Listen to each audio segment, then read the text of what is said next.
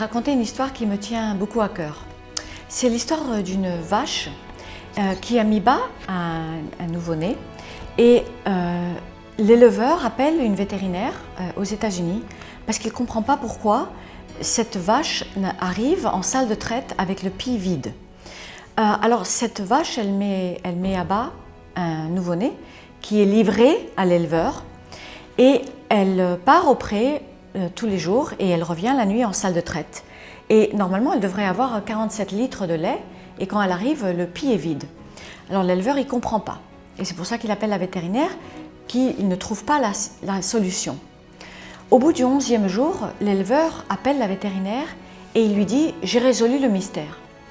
Et en fait, ce qu'elle a fait, cette vache, c'est qu'elle a donné naissance à des jumeaux et elle a gardé un des bébés qu'elle a caché en bordure de prairie et l'autre a été donné à l'éleveur. Et en fait, ce qui est extraordinaire dans cette histoire, c'est que cette vache, d'abord, elle a compris ce que c'était la perte, c'était la 5e fois qu'elle mettait à bas, elle a compris ce que c'était que de perdre son bébé, et à base de ça, quand elle a donné naissance à ses jumeaux, elle a pris une décision, parce qu'il y avait tellement de déchirures et de douleurs de perdre les bébés, elle a pris une décision d'en livrer un et de protéger l'autre et de pouvoir le nourrir pour pouvoir qu'il puisse survivre.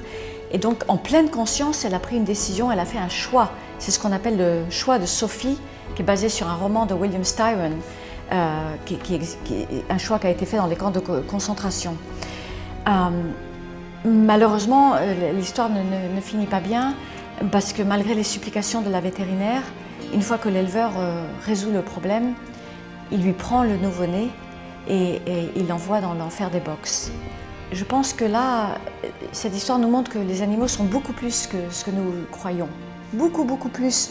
C'est tout un monde d'amour et de compassion et de beauté et d'intelligence que nous, les humains, nous ne comprenons pas. Nous ne comprenons pas du tout. Et je pense c'est vraiment important que nous puissions comprendre les animaux. La communication est une des façons de les comprendre et que nous puissions aussi élever notre conscience. Parce que si nous élevions les consciences, nous les comprendrions automatiquement.